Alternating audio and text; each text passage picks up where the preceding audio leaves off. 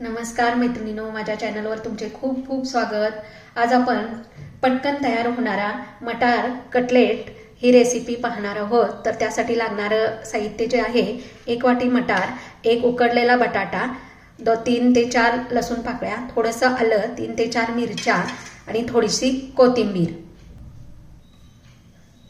थोडासा रवा आणि 1 ते 1.5 चमचा बेसन पीठ। तर चला आपण या व्हिडिओला सुरुवात करूया। आपण वाटाणा, मिरच्या, लसूण, आलं आणि थोडीशी कोथिंबीर घालून याचं जाडसर वाटण तयार करून घेणार आहोत। तुम्ही बघू शकता या ठिकाणी आपण हे जाडसर वाटण तयार करून घेतलेलं आहे। हे आपण एका ताटात काढून घेऊया। यामध्ये उकडलेला बटाटा खिसून घालणार आहे। यामध्ये उकडलेला एक बटाटा खिसून घेतलेला आहे। त्यामध्ये आता काही मसाले आपण घालणार आहोत।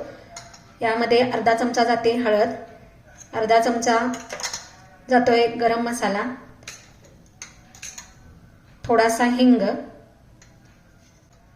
चवीनुसार मीठ, 1 चमचा लाल मिर्च पावडर, थोडंसं जिरं, थोडासा ओवा हातावर चोळून घेतलेला आहे, थोडासा चाट मसाला यामध्ये ॲड केलेला आहे, 1 ते 1.5 चमचा बेसन पीठ घालायचं आहे। सर्व मिश्रण आपल्याला मिक्स करून घ्यायचं आहे। तुम्ही बेसन, वाटाणा, बटाटा तुमच्या घरात किती व्यक्ती आहेत त्याच्यानुसार कमी जास्त करू शकता। तर माझ्याकडे आम्ही 4 जणच आहोत, त्यामुळे मी या ठिकाणी एकच बटाटा घेतलेला आहे। आता हे आपण हाताने एकसारखं करून घ्यायचं आहे, म्हणजे सर्व मसाले त्याच्यामध्ये मिक्स होतील। तुम्ही या ठिकाणी बघू शकताय आपलं कटलेटचं जे पीठ आहे ते तयार झालेलं आहे। जर हे पीठ तुम्हाला सैल वाटत असेल तर तुम्ही यामध्ये थोडंसं बेसन पीठ घालू शकता। आपलं पीठ तयार झाल्यानंतर आपण कटलेटसाठी छोटे छोटे गोळे तयार करून घेणार आहोत। तुमच्या साईजनुसार कमी जास्त करू शकता। मी एवढे गोळे तयार केलेले आहेत। आता थोडंसं पीठ हाताला लागू नये म्हणून आपण थोडंसं तेल लावायचं आहे।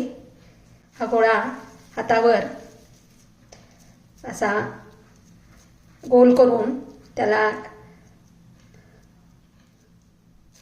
तळहातावर दाबून घ्यायचं आहे।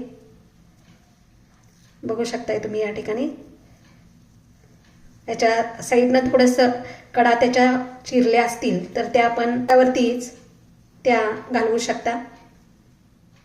आता हे जे कटलेट तयार झालेलं आहे त्याला आपण काय करायचं आहे, रव्यामध्ये घोळून घ्यायचं आहे। या ठिकाणी असं रव्यामध्ये घोळून घ्यायचं आहे। गॅसवरती मी तवा गरम करायला ठेवलेला आहे। हा तवा आता गरम झालेला आहे। त्यामध्ये मी तेल घालणार आहे। तेल असं पसरवून घालायचं आहे। तुमच्याकडे पसरट पॅन असेल ती घेतली तरी चालेल। हे तयार झालेले कटलेट जे आहे ते याच्यामध्ये असे भाजायला ठेवायचे आहेत। आपण जे तेल घातलेलं आहे ते तेल थोडंसं हँडलला धरून सगळ्या बाजूनी पसरवून घ्यायचं आहे। खालची बाजू भाजल्यानंतर दुसरी बाजू भाजून घ्यायची आहे। खालची बाजू भाजण्यासाठी आपल्याला 2 ते 3 मिनिटं लागतात। त्यानंतर एक एक करून हे पलटून घ्यायचं आहे। हे भाजत असताना गॅसची फ्लेम मोठीच ठेवायची आहे। आता आपले कटलेट भाजून तयार आहेत।